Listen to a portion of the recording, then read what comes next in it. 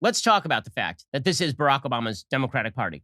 So the battle inside the Democratic Party right now between the so-called moderates, the Joe Manchins of the party, or even the Joe Bidens of the party, against the sort of Alexandra Ocasio-Cortez squad, Elizabeth Warren, Bernie Sanders wing of the party, that battle is over. And the reason that the battle is over is because there is no immune response to the argument that is being made by people like Ocasio-Cortez, the people like Rashida Tlaib, the people like Elizabeth Warren, which is that the system itself is deeply corrupt. The reason there's no immune response is because Barack Obama killed the immune response.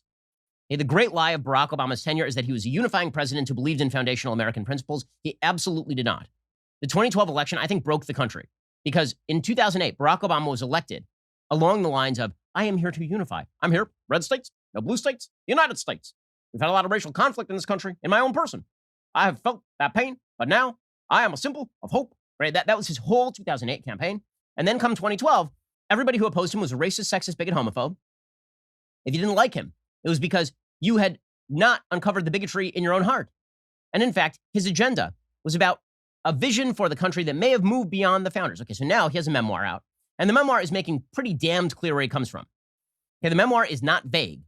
It is slightly coded. When I say it's slightly coded, I mean that he pays sometimes lip service to what he says are American principles that are actually not foundational American founding principles.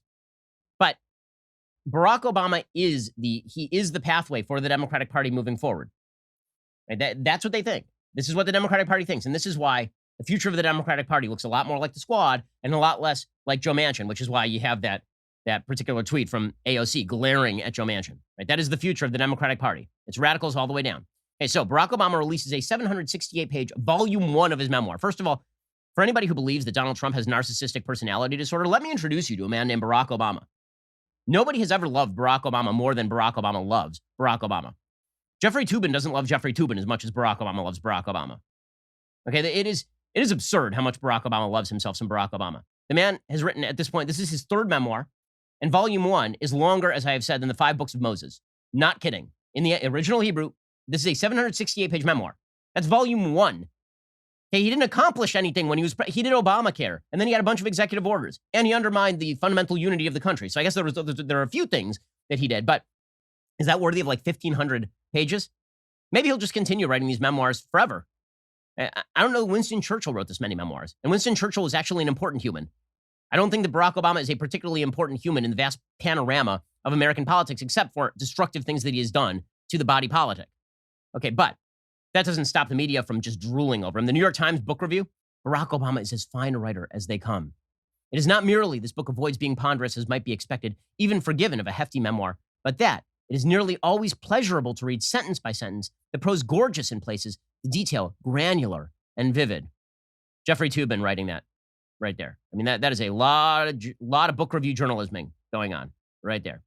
Okay, so what does Barack Obama actually say in his memoirs? Well, we have an early excerpt from The Atlantic, another place that is basically a Barack Obama stenographer. Now, Jeffrey Goldberg famously was sort of the place that Barack Obama would go to vomit all of his bile at his enemies, and Jeffrey Goldberg would just sit there and write it and nod along. In fact, Jeffrey Goldberg was so much of a tool of the Obama administration that Ben Rhodes, who was a fiction writer who helped craft the Iran deal, the garbage Iran deal, openly stated that he used Jeffrey Goldberg as a stenographer for his idiotic politics. Anyway, The Atlantic, which fired Kevin Williamson for the sin of being pro-life, but obviously will print nearly anything. Ibram Kendi writes over there. They printed some of Barack Obama's memoir. Here are the paragraphs that stick out the most. Okay, so the theme of Barack Obama's presidency and his life is that he is disappointed in you. You get this from Michelle Obama too. He's disappointed in you, and he's disappointed in American democracy because what he wants from you and from American democracy is a radical remaking. He wants a radical reshifting. He talks about the contest between Democrats and Republicans, and of course, it goes to this deeper point that Democrats have fallen headfirst into, which is that if you do not believe in the Democrats' radical agenda on every score, it is because you're a racist, sexist, bigot, homophobe. This is Barack Obama, a twice elected president by wide margins both times, talking about how the American people are garbage. He says, this contest is not new. Right now, we are seeing a crisis rooted in a fundamental contest between two opposing visions of what America is and what it should be. A crisis that has left the body politic divided, angry, and mistrustful, and has allowed for an ongoing breach of institutional norms, procedural safeguards, and the adherence to basic facts both Republicans and Democrats once took for granted. First of all, being lectured on basic facts by Captain, if you like your doctor, you can keep your doctor, is somewhat galling. But Barack Obama says this contest is not new, of course. In many ways, it has defined the American experience. It's embedded in founding documents that could simultaneously proclaim all men equal and yet count a slave as 3/5 of a man. It finds expression in our earliest court opinions, as when the Chief Justice of the United States bluntly explains to Native Americans that their tribe's rights to convey property aren't enforceable because the court of the conqueror has no capacity to recognize the just claims of the conquered. It's a contest that's been fought on the fields of Gettysburg and Appomattox, but also in the halls of Congress. On a bridge in Selma, Alabama, across the vineyards of California, and down the streets of New York, a contest fought by soldiers, but more often by union organizers, suffragists, Pullman porters, student leaders, waves of immigrants, and LGBTQ activists armed with nothing more than picket signs, pamphlets, or a pair of marching shoes. At the heart of this long-running battle is a simple question. Do we care to match the reality of America to its ideals? Do we really believe that our notions of self-government and individual freedom, equality of opportunity, and equality before the law apply to everybody? Or are we instead committed, in practice, if not in statute, to reserving those things for a privileged few, right? Again, if you don't believe in all the radical policy prescriptions of Barack Obama, then you believe in reserving freedom and prosperity and equality of opportunity to a privileged few. Right? You're a bad person. Not only are you a bad person, it turns out, you might be a racist, and also the founding fathers might be a racist. So he says, I'm all in favor of founding principles, even though I might not really believe that the founding principles are in fact the founding principles. Right? Here's where we get into the radical 1619 Project territory of Barack Obama's thought. He says, I recognize there are those who believe it's time to discard the myth that an examination of America's past and an even cursory glance at today's headlines show that this nation's ideals have always been secondary to conquest and subjugation, a racial caste system, and rapacious capitalism, and that to pretend otherwise is to be complicit in a game that was rigged from the start. And I confess, there have been times during the course of writing my book, as I've reflected on my presidency and all that's happened since, when I've had to ask myself whether I was too tempered in speaking the truth as I saw it, too cautious in either word or deed, convinced as I was that by appealing to what Lincoln called the better angels of our nature, I stood a greater chance of leading us in the direction of the America we've been promised. I don't know.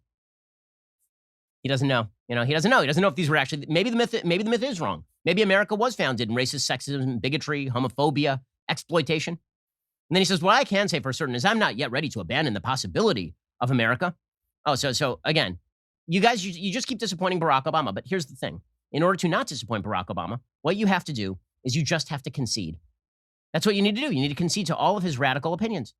And if you don't, it's because you want a worse America. You're a bad person. Okay, this is AOC kind of language. This is not the language of unity. This is not the language of discussion. This is not the language of a common vision for the future. This is the language of radicalism. Barack Obama speaks it fluently. He's able to cover it in a way that the radicals in the squad aren't, but he's every bit as radical as they are. It just takes him a little bit longer to word his way around it. Facts don't care about your feelings, and it's a fact that The Ben Shapiro Show is the largest conservative podcast in the nation. Be sure to hit the subscribe button to stay up to date on all of our content.